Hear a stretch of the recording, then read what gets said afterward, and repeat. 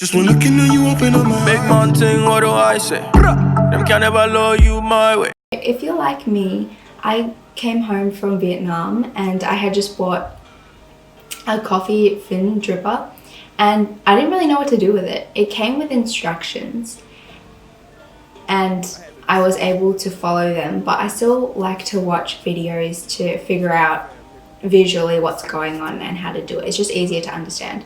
So I couldn't really find one that was quite what I wanted. So I thought I'd make it, and I hope that this helps you.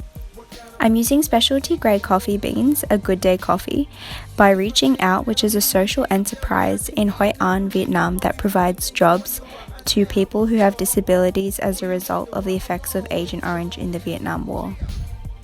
And then I'm using the absolutely beautiful bronze engraved phin coffee dripper.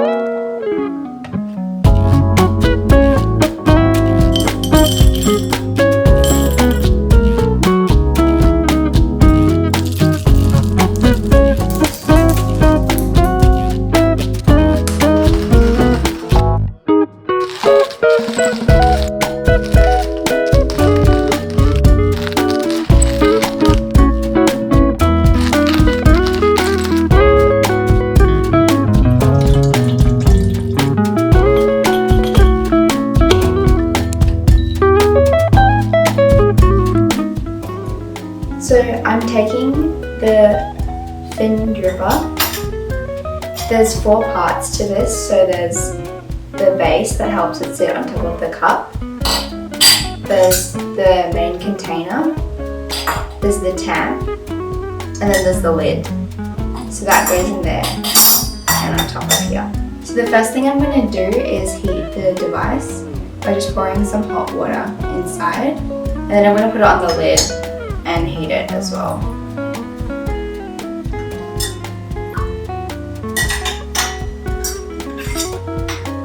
So basically the phin dripper is almost a filter espresso. That's not really possible because they're the two opposite ends of the coffee spectrum, that you have espresso or you have filter. This is kind of a cross in between, I'd say. So basically what this dripper allows us to do is to make that sort of espresso shot.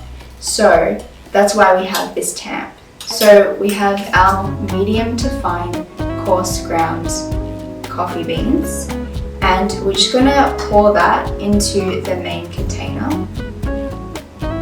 And then we're going to use the tamp and tamp it down. So obviously on a regular espresso machine that's gonna look different, but here we've got a plate with holes in it, and that's going to allow the water to pass through. But what we need to do is basically just press down the coffee grinds, and we're going to turn it.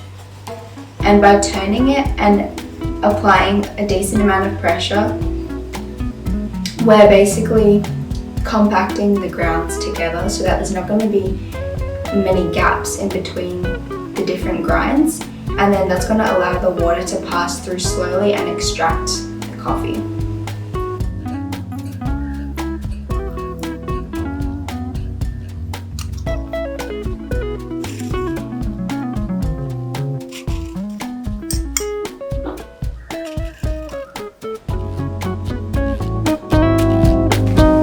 It's almost like a gong.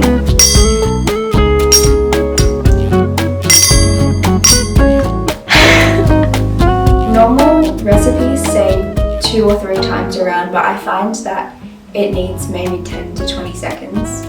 Let's go with 10. So we want our water to be around 94 degrees or around 200 Fahrenheit. So now that the coffee is tamped and my water is heated, I'm just going to do the bloom for the coffee. So what we need to do is basically release the carbon dioxide from the beans, and so that if we don't do that, then it's going to interfere with the flavour of the coffee and we're not going to be able to taste all of the notes in it. It's just gonna taste that gassiness.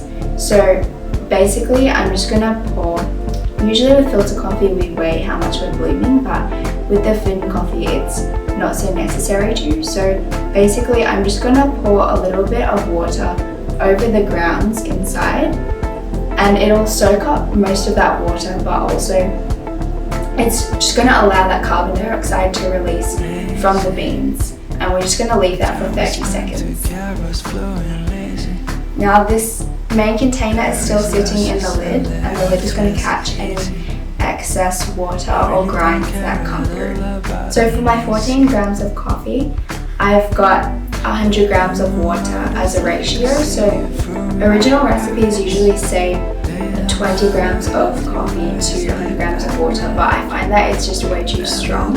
So I prefer to go with my standard for filter, which is 14 grams of coffee, and then going with the original 100 of water. So my scale's at 0, and I'm just going to pour the water streaming directly onto the handle of the tamp, and then that should distribute the water evenly across the grinds. So pouring on top of where the handle is, and I'm just watching my scale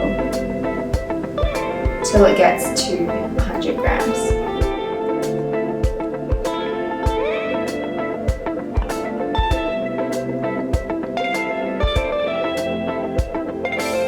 So that's going to take a few minutes at least. A lot of tutorials I've seen say 10 minutes and the instructions say 10 minutes, but I wouldn't say it takes that long. I think it just depends on how much you tamp it. If it's not taking 3 minutes at least, then you probably haven't tamped it enough. So I'd say you want to make sure you're tamping it down enough, and that your grind as well is fine enough so that it takes a decent amount of time to drip through. So I'm just gonna take the dripper off now because it's finished. And what you'll see inside is, at least with these beans that I'm using, it has a bit of a reddy tinge and tone to it. And you can see that there's a clarity in it as well, but it's also slightly muddy. So here we go.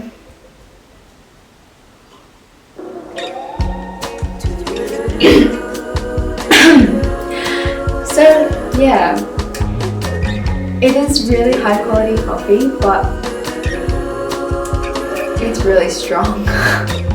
Even with the 14 grams of coffee, it's still really strong. And also, it's not the most delicate method either of extraction or brewing. So I can definitely taste the tangy notes to it, but it does also have that caramelly aftertaste. It has tasting notes of toffee, cashews with a light floral aroma. Yeah, I can get that. I can, but it would definitely be more pronounced if you did it with a pour. If you use these beans with a pour over brewing method. With this method, it's a bit more harsh, I'd say. So I'm going to give you some variations of how you can drink it, because in Vietnam they actually don't even drink it black as commonly. They usually use an iced coffee or just condensed milk inside it, like a lot of places in Southeast Asia. So we're gonna do that. So if it is too strong for you like this, then especially if you're using a lesser quality coffee, then you're definitely gonna want to mix it with something. So I just want to quickly talk about reaching out again. I had a really incredible experience there, and especially with this one lady. What I really noticed is that the people that, whether they can't speak or hear or whatever, they're so good at communication, you know, with directions, using things like maps, pointing and directing with body language and hand signals. And I just respect their communication so much. But not just that, the heart that they have. And so this lady that we met was so caring. So we were at the cafe and we wanted to find the shop where all the products were. And she was showing me around the shop, she was showing me the prices of things and explaining what they were without even us verbally communicating. And that was really cool, but then we wanted to find the cafe. And we couldn't really figure it out because we were a bit confused. We didn't realize that there were two separate shops.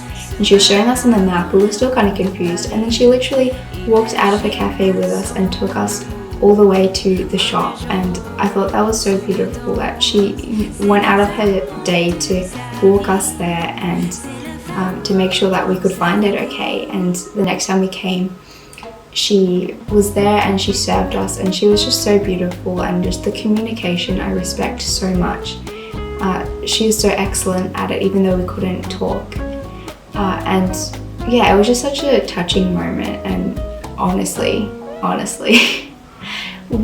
whole family was really appreciative, and it was just such a special connection we made. So I encourage you, if you're in the area or if you're looking for any tea or coffee gear or homewares, check out the website and see if there's anything you want to try out.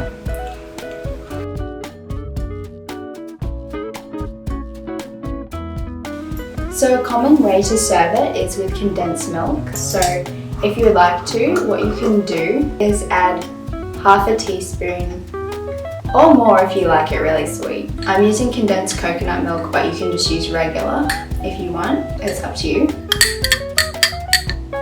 You can either put this in before you start brewing the coffee into the bottom of the cup and it will melt into it, or you can mix it in after. So I'm going to add some bonsai to this. And that's going to make it more of a milky consistency. So that is definitely not the traditional way to do it, but that's how I'm doing it because I like it like that.